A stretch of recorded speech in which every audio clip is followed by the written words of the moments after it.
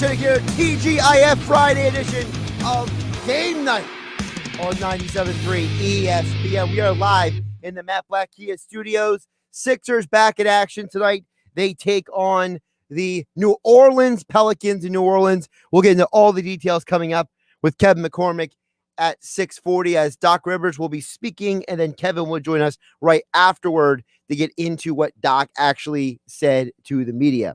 As usual, we are here for your thoughts and comments at 609-403-0973 to get in on the conversation. 609-403-0973. We got some Eagles talk about, some NFL and more here on Game Night. A lot of great stuff throughout the day on the Sports Bash. I want to touch on a couple of things that were said by Sal Powell earlier today because, you know, when Sal Powell comes on, I know some people have this perception of him, but you know, Sal Powell is definitely someone who, when he says something, you want to listen to it.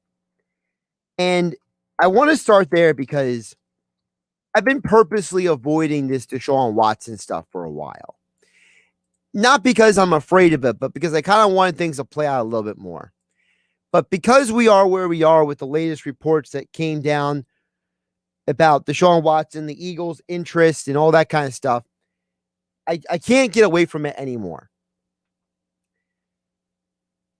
Sal Paolantonio, we'll get to what he said a little bit earlier in just a minute, but let me just lay out the situation for you guys. Deshaun Watson is currently entangled in a lot of stuff, all right? 9 of the women who are suing him, the judge says they had to come forward or the cases will be thrown out. We already have had a handful of women come forward. They've had death threats. All right. Not a good look. Deshaun Watson is innocent until proven guilty. I know. But the lawyer for these women has also brought their cases to the Houston Police Department. It's an active investigation. The NFL is investigating. The NFL has suspended people who have never been convicted of a crime for things before. Remember, Adrian Peterson was put on the commissioner exempt list for what he did to his son. And people argued for days about that. So no matter what angle you would take on this Deshaun Watson thing, it's very likely that he would not be around or maybe not even available for the start of the next season, unless everything that we're hearing right now gets cleared up in about the next 2-3 months.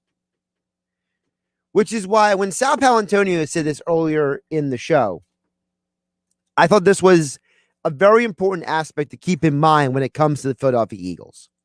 If you look at Jeffrey Lurie, he's a deeply liberal person concerned with the rights of women. You know, his master's in psychology from Boston University, a PhD in social policy from Brandeis, and his PhD dissertation, Mike, was entitled The Depiction of Women in Hollywood Movies. He's always been concerned about women and the depiction of women in the media specifically.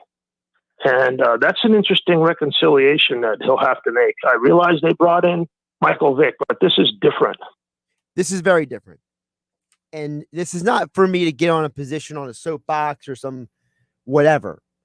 This is to have a conversation about what the Eagles' position is. When Michael Vick came to Philadelphia, it was in the vein that he had already served his time.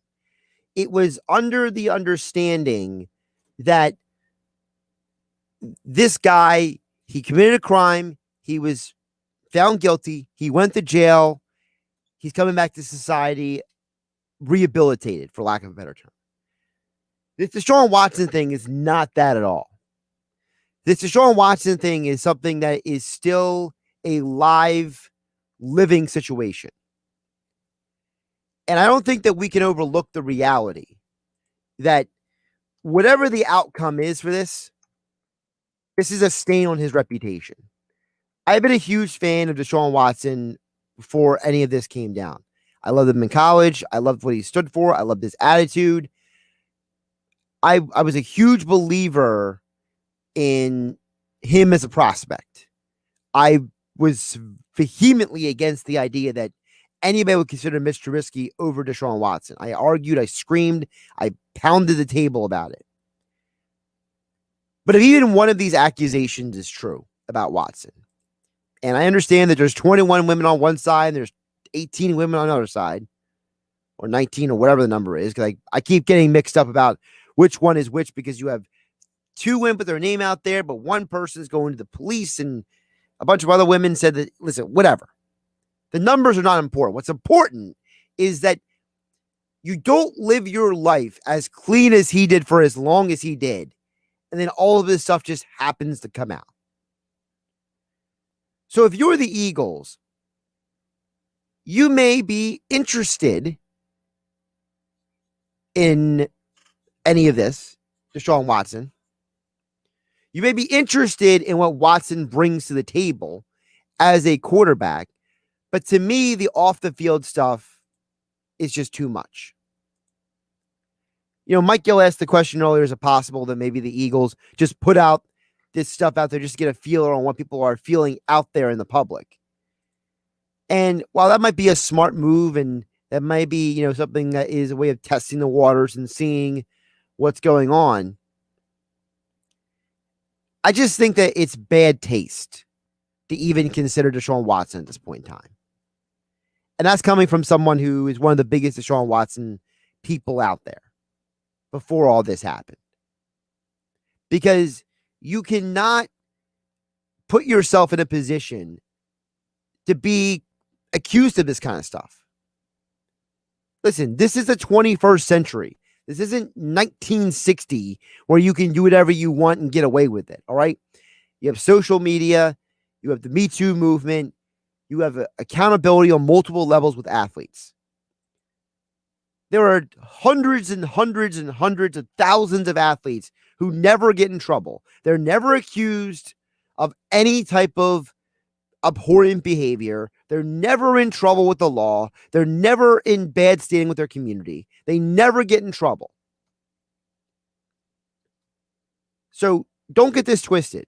If Deshaun Watson is being accused of something, there might be something there. Now, whether the women in their situation, I don't know. Okay. Why is these civil suits and criminal suits? I don't know. But at the end of the day, you have a situation where you got to look at these guys and say, I'm not okay with it. And I got to move on. And if Jeffrey Lurie is who he says he is on all of his social and personal positions, then I don't care.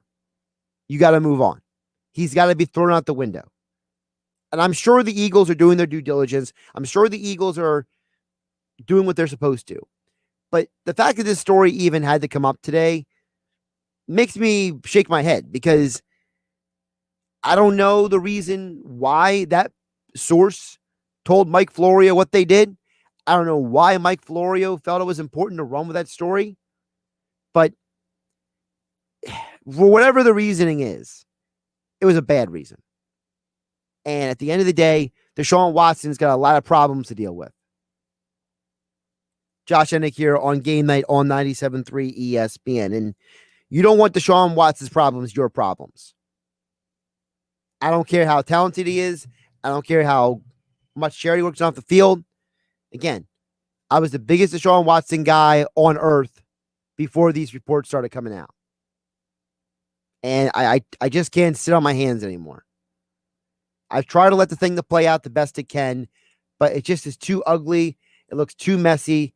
It looks too much of a problem. And you know what? Maybe part of the reason why he wanted out of Texas and out of Houston was because he knew this was coming down the road. His lawyers said that they tried to talk to the attorney for these women before they came out with these lawsuits. They tried to have conversations with them before all this came out. I'm not trying to put two and two together, but I don't think it's too hard to put two and two together when those 2 and 2 are Watson once out of town, and then a couple months later, all of this starts coming out about him. And whether he is guilty of these things or not, I don't know. Maybe he foresaw that this storm was coming. And if you're the Eagles and you're an NFL team, you don't want no part of it. The Panthers were the biggest team in pursuit of Deshaun Watson before these accusations came out. They washed their hands of it and went out and got Sam Darnold. There's no way in good conscience you can go out and even talk to the Texans anymore. Even consider Deshaun Watson when you already have a quarterback. You have a guy in your own building, okay, who, when Lane Johnson spoke to Mike Gill yesterday on the Sports Bash, didn't just say, oh, I like Jalen Hurts. No, this is what he said about Jalen Hurts. I like how he carries himself. He carries himself like a veteran. He doesn't say a whole lot, but I was impressed with how he handled his situation in college from Alabama to Norman to OU. Through that adversity, just kept battling, and I think that speaks volumes. And then, a 4 or 5 game stretch, you can take, the good from a bad, whatever. But I know he's ready for a full season. But a guy who's a confident leader and who is infectious with that as far as his teammates are concerned. A confident leader, and it's infectious. Jalen Reagor, you saw on 97.3 ESPN.com. He said that also he's a great leader. Jalen Mills, when he spoke about Jalen Hurts, Jalen Mills isn't even here anymore. All right. Jalen Mills was a free agent. He didn't have to say anything nice about Hurts. But when he was asked about Wentz and Hurts, this is what Jalen Mills, former Philadelphia Eagle, had to say. And we know that he didn't play up to that this year. He knows that, he's a fiery competitor, a guy who wants to be perfect at everything that he does. And then you got a guy like Hurts who's, a leader, a guy who's won at Alabama, he won at Oklahoma, and then he came in and he had a really, really good rookie season, even though he started late during the season. You have multiple people saying that he's a leader, he's a winner. People saying they can connect with him. People saying that they will follow him. People saying they gravitate toward him. Listen, you got a good thing in Jalen Hurts. They need to go chasing Deshaun Watson and his craziness. Josh Hennig here on Game Night on 97.3 ESPN. Text board is open at 609-403-0973. We also are live on Facebook, YouTube, and Twitter. EEC chimes in on YouTube. Says, I agree, but Hardy and Hunt can still play in the NFL. Well, listen, the situations that happen with Kareem Hunt and Greg Hardy are those teams' faults. All right? The Cowboys didn't have to sign Greg Hardy, but they used the excuse of, well, he was suspended for a bunch of games. He served his time. He didn't go to jail. So we're just going to let it go. And then you saw how that imploded in their face when he got to the sideline. He couldn't get along with people. And the thing with Kareem Hunt, the Chiefs cut him. The Browns chose to sign him. The Browns, another NFL team didn't have to sign him. All right. We all saw the video. We all saw what happened. Okay. Listen, those guys were allowed to play in the NFL because people determined in the Cowboys organization and then the people in the Browns organization for Hardy and Hunt respectively, that what they did was not bad enough, or there wasn't enough evidence against them, or whatever the reasoning is, that they were willing to walk by it. The Browns and the Cowboys owners are completely different than Jeffrey Lurie. The Eagles owner has gone out of his way to stand up for social inequality, to speak out on social issues. You heard Sal Powell mention it. His dissertation was about women in media. Like, this is a guy who he sits there and he takes these positions. You can't take those positions and then bring in somebody with this kind of egg on their face. It's not one and the same. So I understand what you're saying, EEC. Greg Hardy and Kareem Hunt were allowed to keep playing, and we had arguably as much, if not more evidence, especially in Kareem Hunt's case, that what they did than what Deshaun Watson did.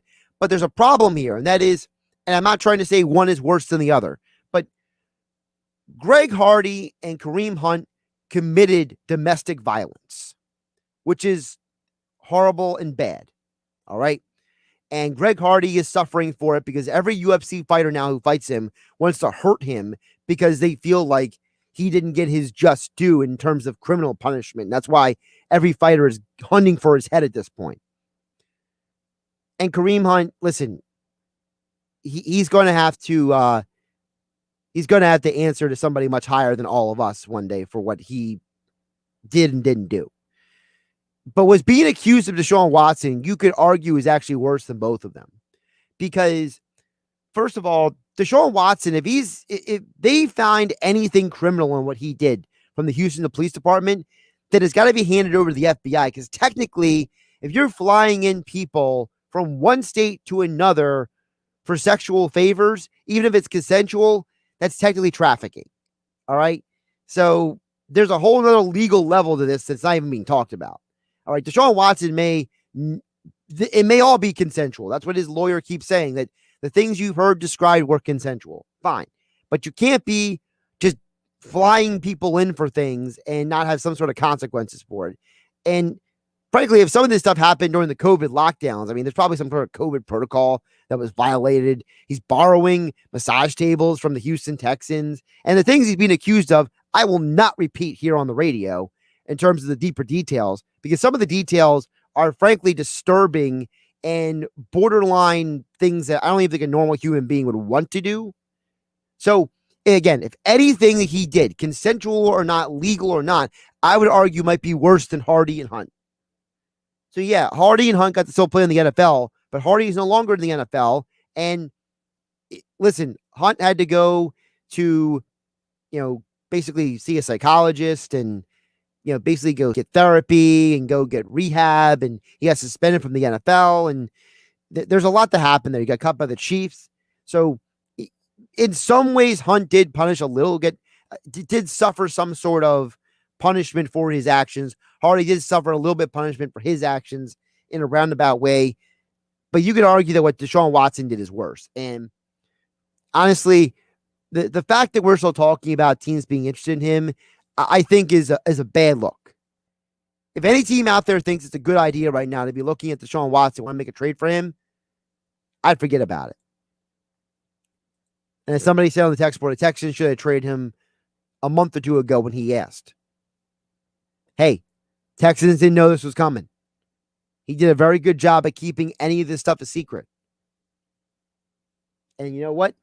If for somebody who worked as hard as he did to have a great reputation, to have all this hit the fan like it is, has to make you wonder. I understand innocent until proven guilty, but there's a lot of athletes, hundreds of thousands of professional athletes who have never been accused of anything close to this stuff. This is Game Day on 97.3 ESPN. Josh Hennig hanging out with you. Of course, Sixers basketball tonight, taking on the Pelicans. We'll get into that with Kevin McCormick. 20 minutes from now, Doc Rivers is supposed to speak to the media. Shortly, we'll get the latest from Kevin, what Doc said as they head into the Pelicans game. 8 o'clock tonight. They are in New Orleans. That's why, part of the reason why it's 8 o'clock. You can hear all the action. Tom McGinnis right here on your home for Sixers basketball. 97.3 ESPN FM. Don't forget your last chance for Sports Bash Cash Day coming up at 6:55 tonight. Of course, we'll get to more of your texts and thoughts. 609-403-0973. And we are streaming live on Facebook, YouTube, and Twitter, where you can watch the show. Just follow 97.3 ESPN. It's another big weekend in the locker room with Billy Schweim. The Masters started play in Augusta, Georgia this week, and we will talk with local golf expert and consultant Doug Frazier. The name Frazier is synonymous with golf and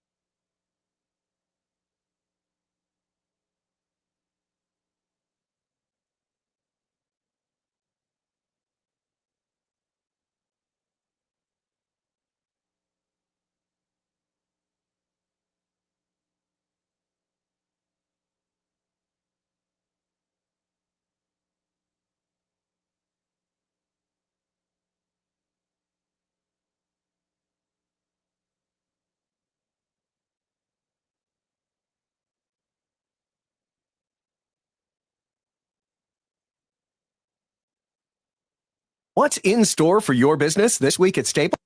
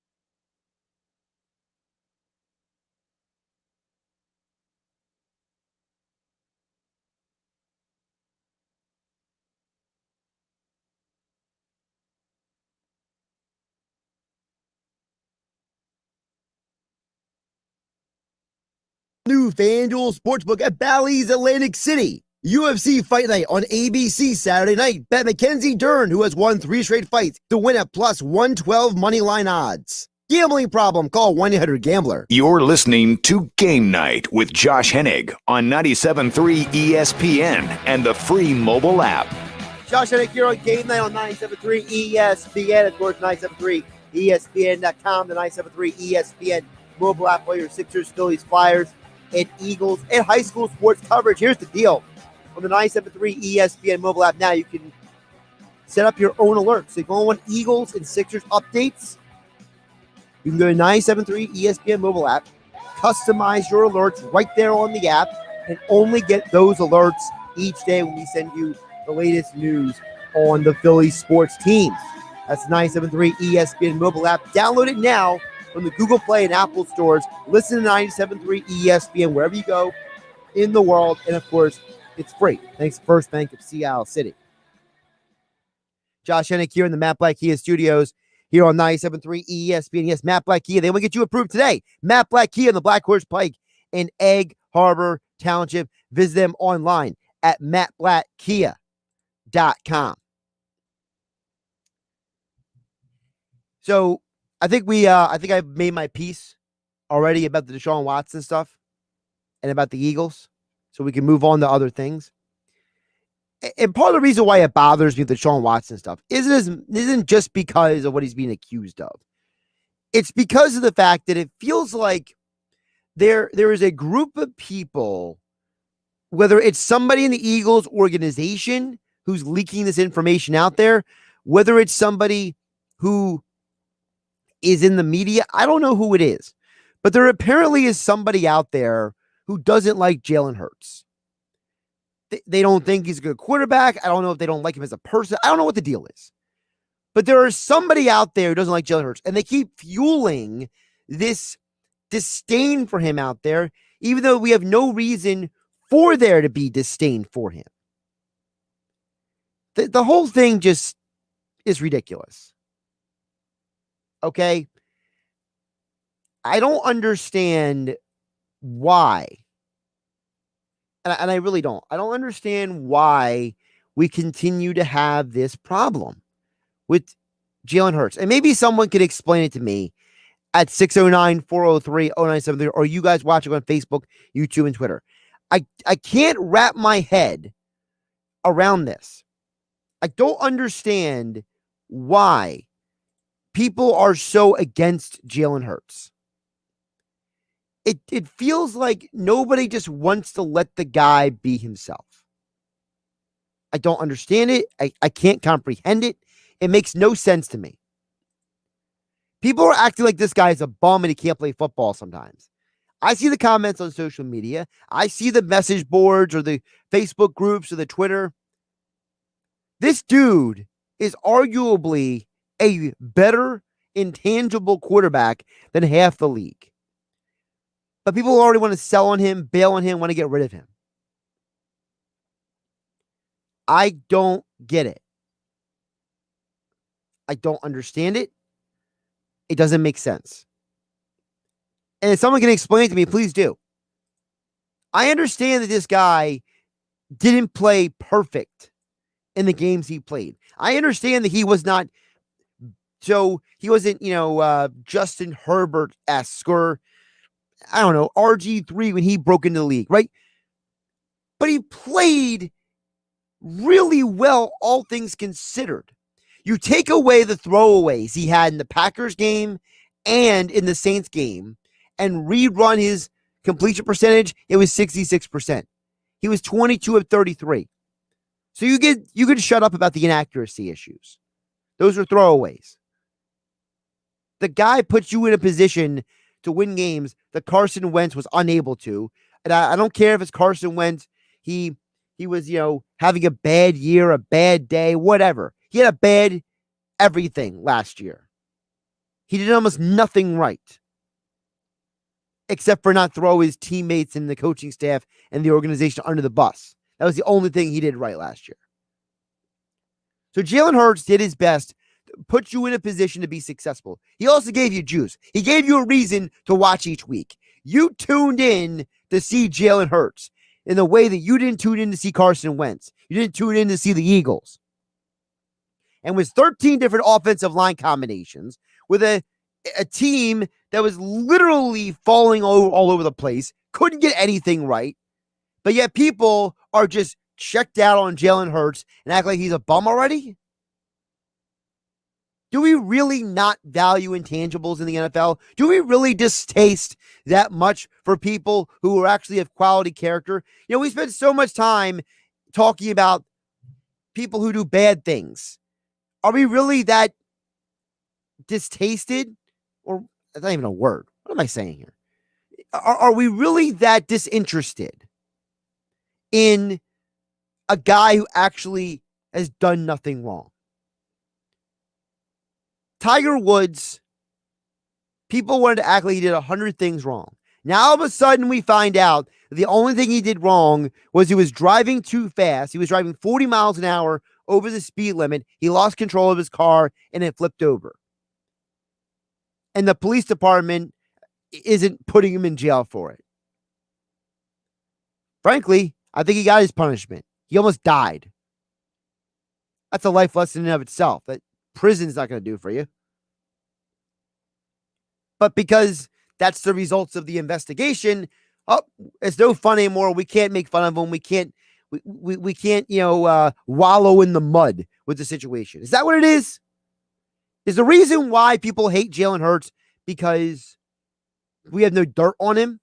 Because everything you could say negative about him actually has a counterpoint? Because everything that people can complain about him is borderline illegitimate? I don't get it. I really don't. The infatuation that people have to want everyone and everything but what they already have, and continually are dissatisfied, disinterested, and ungrateful for what they do have. Listen, I said I wouldn't get on a soapbox, but give me a hot second. We got to get over this, folks. The grass is not always green on the other side. Just because Justin Jefferson got drafted by the Vikings doesn't mean he was going to put up the same numbers with the Eagles. And how do you know that Jalen Reagor went to the Vikings instead of Jefferson, that he didn't have big numbers with them? Why can't you just accept the fact that the Eagles' offense was garbage last year and maybe it had nothing to do with the wide receivers? Maybe it's something to do with the quarterback being that bad, the offensive play calling being that predictable, and the offensive line being that injured. Why can't that just be the truth? Why do we always have to have a boogeyman? Why do we always have to hate on people? Why do we always have to throw people under the bus? Can we just accept the fact that we live in a world where sometimes the grass is green on the other side of the fence because your angle makes it look that way? Your perspective needs to change.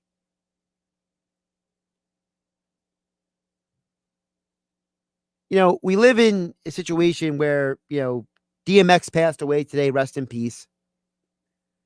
And one of the things that made DMX special was that his music spoke to people who felt like the world was against them.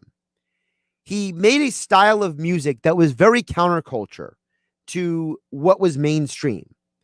A lot of the rap and hip hop of his era was based on a lot of frivolous stuff about women and drugs and, things that glamorize the gangster lifestyle. And DMX's music was very counterculture. And people are asking today, well, why are people drawn to that? Because they found a style of music and a message they could identify with. And you don't hear anybody ripping DMX for some of the music he put out, which if he put out in today's world, he would have been cancel cultured left and right for. Nobody was cancel culturing DMX, especially on the day he died. But he didn't fit into the mold. He didn't follow the mainstream. He didn't do what he was supposed to do. No one's criticizing him for that on the day he died, before he died, or in the years to come. And if they do, there will be a large uprising of people who go after those people. I wish people felt the same way about athletes that they did about their musicians. When an athlete does nothing wrong, we act like they're something to be ignored. But when an athlete does everything wrong, we try to rationalize it, explain it away, justify it, and everything except for admit that they're just maybe a person who made either a horrible mistake or they're a bad person. I don't know Odubel Herrera personally, but what he did was wrong, and it was inexcusable. Ray Rice, Kareem Hunt, all these guys. I don't care how you're going to rationalize it. Doing the wrong thing is doing the wrong thing. There are hundreds of thousands of people who never get in trouble for these things. But yet, we're hyper-focused on those people. That's a flaw in society. All right. We'll get to the Sixers next. 609-403-0973 is the text board if you want to get in before the end of the show. Kevin McCormick, Sixers writer for 97.3 ESPN.com, will join us next. But let me tell you about my friends over at FanDuel Sportsbook. Baseball is back, and there's nothing like watching a game with great weather, a cold drink, and a little action on FanDuel Sportsbook. If you've never bet baseball before, now it's the perfect time to give it a shot with FanDuel letting you, new users, swing for the fences risk-free. up to $1,000 back if your first bet doesn't win.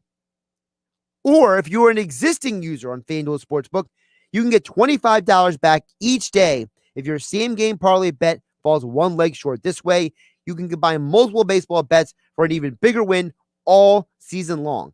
These are just some of the reasons why FanDuel Sportsbook is America's #1 sportsbook. So here's what you do. If you haven't tried FanDuel Sportsbook yet, use my promo code Hennig when you sign up at sportsbook.fanduel.com or download the FanDuel Sportsbook app, sign up with the promo code Hennig, and get in on the baseball action. Your first bet risk-free. That's promo code Hennig on FanDuel Sportsbook. Must be 21 or older to play, and present NJRPA. First online real money wager only.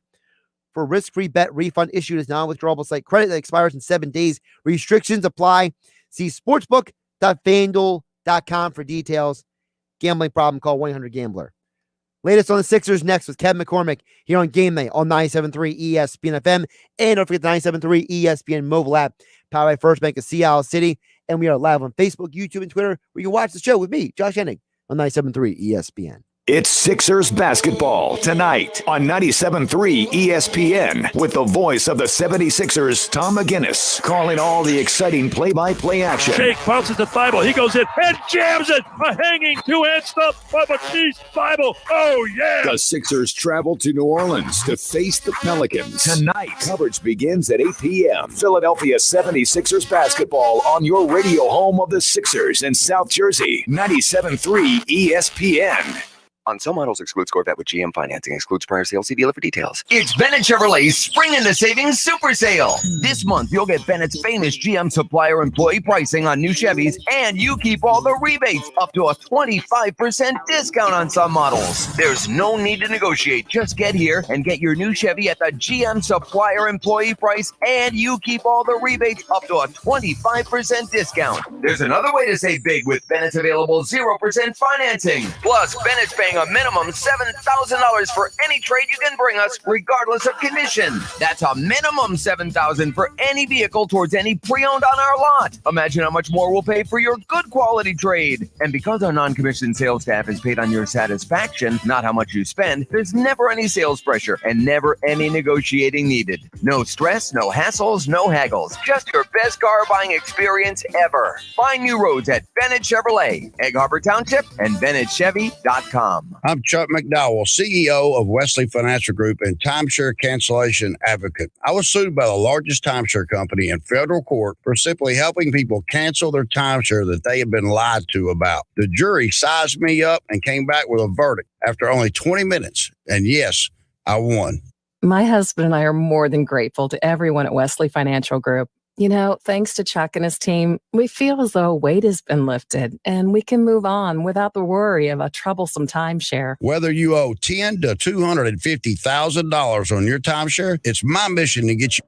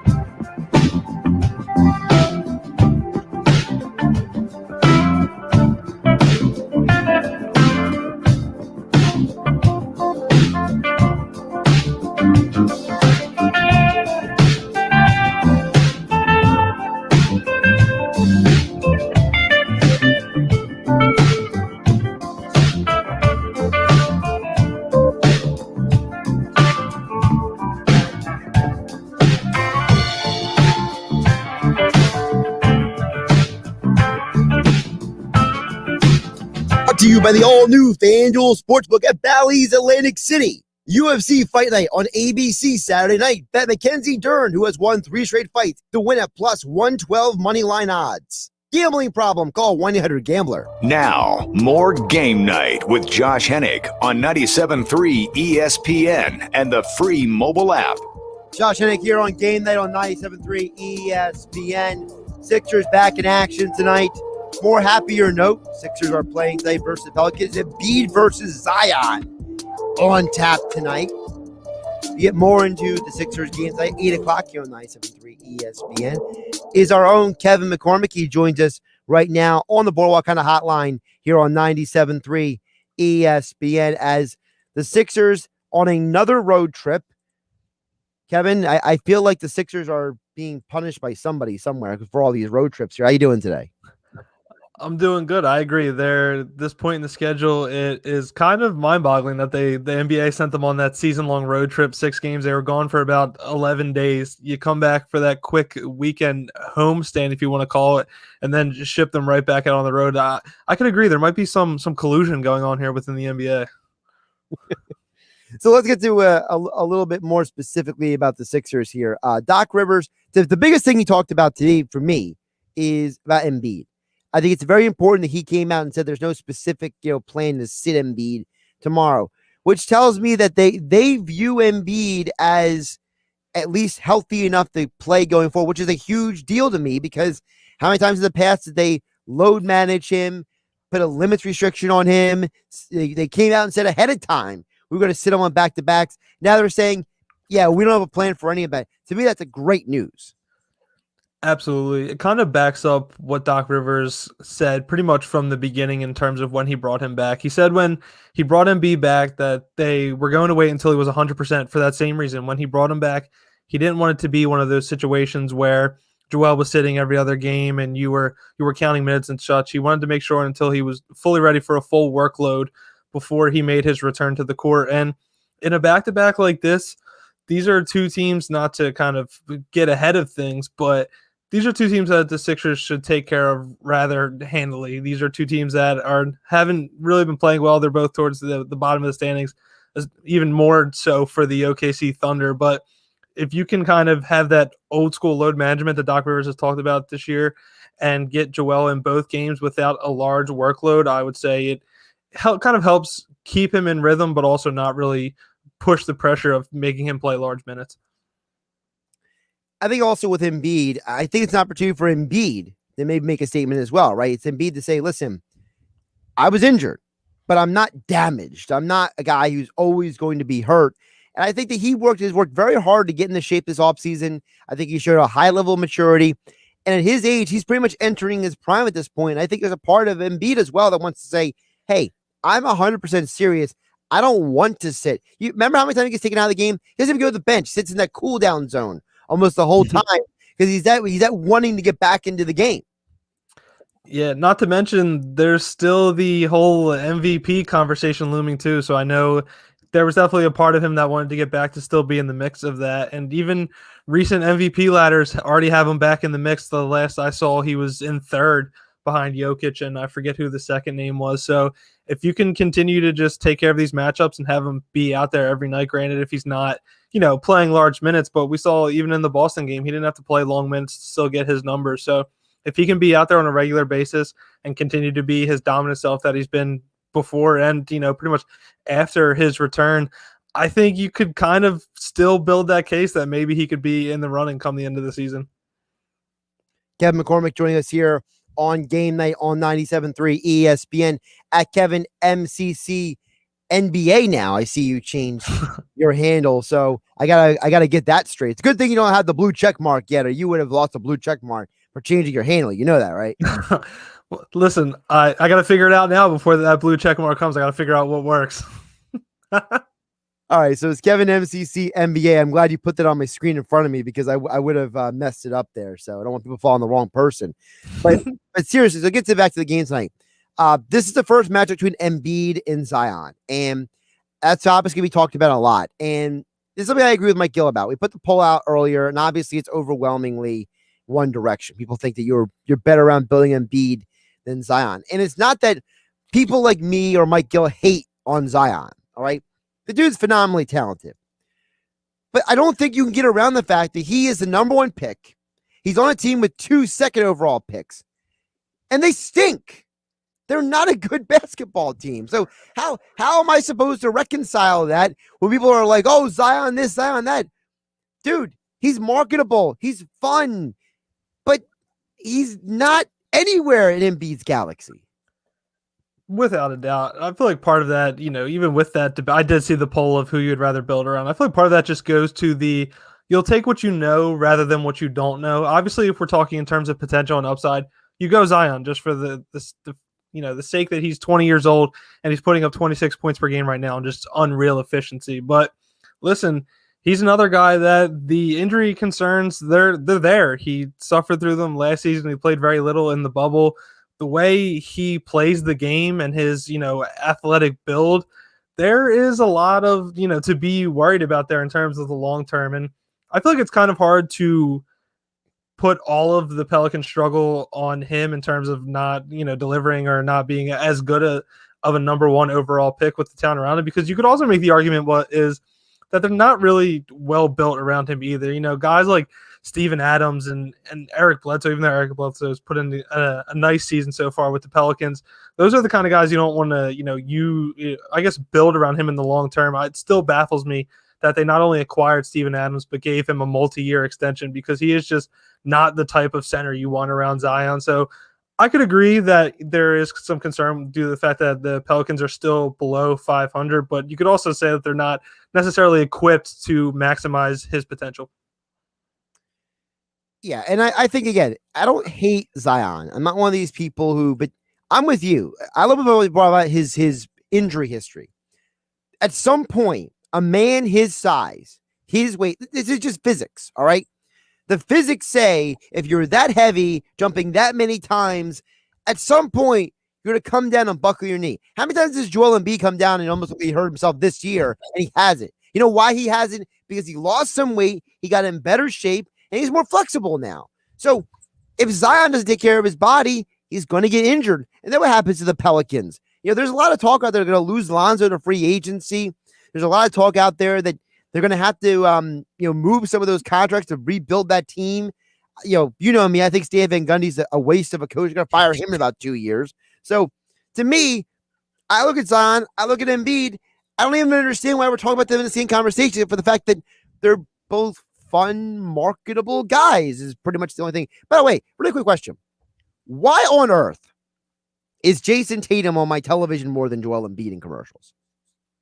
Because the national media loves the Boston Celtics, whether they're good or bad. I agree. I don't get it, especially because of Joel Embiid's personality. He really is the perfect superstar in terms of great talent on the floor and just a marketable person from, his backstory to his personality. It blows my mind that he's not pretty much smeared everywhere. I feel like all we've got from him is that Hulu commercial.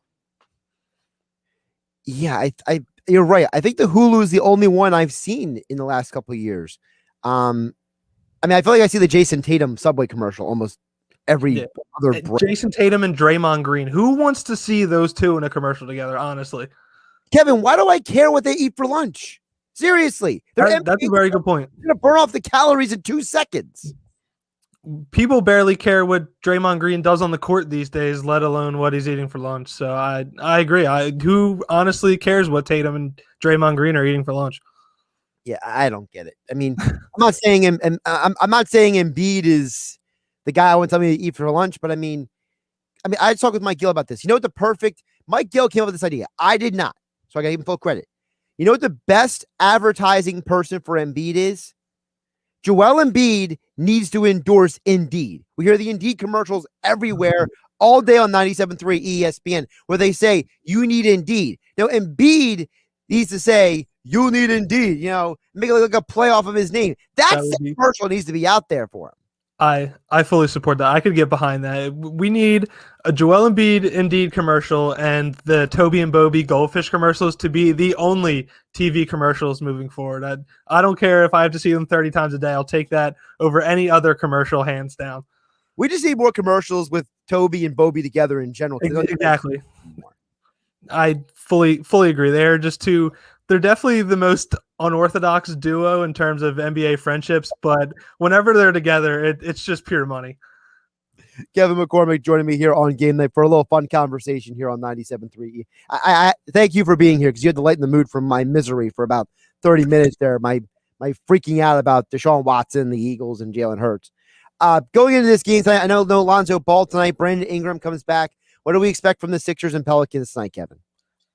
You are going to see a pretty big battle on the glass heading into this game. The Pelicans sit at third in the NBA in rebounds per game, and the Sixers are not far behind them at fifth. So it's going to be a real battle on the glass. I think we could see a real physical matchup with, guys like Steven Adams and Zion on the New Orleans side going against Joel Embiid, Ben Simmons, Tobias Harris. The key thing to watch is going to be the offensive glass. The Pelicans are the top offensive rebounding team in the league right now. Not very shocking with Steven Adams kind of manning things down to the center position. Him and Zion alone grab about 6 offensive rebounds a game. So one key for the Sixers tonight is not only going to be trying to focus slowing down Zion Williamson, but finishing offense or defensive possession strong and not letting the Pelicans get extra possessions off cleaning the glass and just getting easy tip-ins from guys like Steven Adams and Zion. He is Kevin McCormick. Follow him at Kevin MCC NBA on Twitter for all of his Sixers and NBA coverage. Check out his work over at 97.3ESPN.com. And as all guests, he appeared on the Boardwalk on the hotline. Kevin, I appreciate you making out of your time out of your day because you're a rising star now. So I appreciate it. No problem, Josh. I always have time for you. Appreciate it. By the way, I'll say it on the air. Drew McIntyre doesn't win at Mania. I'm out. We riot. Listen, that guy did everything for the organization for 12 months. You owe him. That's what Absolutely. Hands down. Give him the belt or we riot. Exactly. Kevin, I'll catch you later. No problem. Have a good night, Josh. Josh Hennig here on Game Night on 97.3 ESPN. Yeah, WrestleMania this weekend. Listen, I haven't watched a lot of wrestling in the last few months because I've been so consumed with football. I mean, I love football way too much, and it's one of my passions in terms of sports. So, but I might tune in to WrestleMania a little bit this weekend just to kind of see what's going on. I see that Drew McIntyre's fighting Bobby Lashley. They owe him. They really do. By the way, a couple of FanDuel Sportsbook picks for the weekend. Tonight, if you take Tobias Harris to score over 20 points, and you can combine that with Joel Embiid to score over 25, that's plus 170 odds on FanDuel Sportsbook. Also, you've heard my FanDuel Sportsbook pick of the weekend. Mackenzie Dern, she's an underdog. There's no reason why she should be an underdog. Her opponent is 6 months removed from giving birth to a child. Mackenzie Dern has won 3 straight fights in the last 12 months while her opponent was giving birth to a baby. One's in great physical condition. One is just coming back. Give me Mackenzie at UFC Fight Night tomorrow. I'm Josh Hennig. I'll catch you tomorrow on Sports Bash Saturday. It's your chance to win Sports Bash Cash up to $10,000. Enter the code words every day at 973ESPN.com or with the free mobile app. The more codes you enter, the more chances you have to win up to $10,000. Here's the Sports Bash Cash code word. Celery. CELERY. Celery. Enter it now on our website, 973ESPN.com, or use the free mobile app. Sports Bash Cash is brought to you by Jersey Shore Federal Credit Union for all your lending needs. Get the next Sports Bash Cash code word tomorrow morning at 9:55. It's Sports Bash Cash 10 times a day, every weekday at 55 after each hour from 9:55 a.m. to 6:55 p.m. Listen all day for your chance to win Sports Bash Cash up to $10,000. This week's featured bet is brought to you by the all-new FanDuel Sportsbook at Bally's Atlantic City. UFC Fight Night on ABC Saturday night. Bet Mackenzie Dern, who has won 3 straight fights, to win at plus 112 moneyline odds. Gambling problem? Call 1-800-GAMBLER.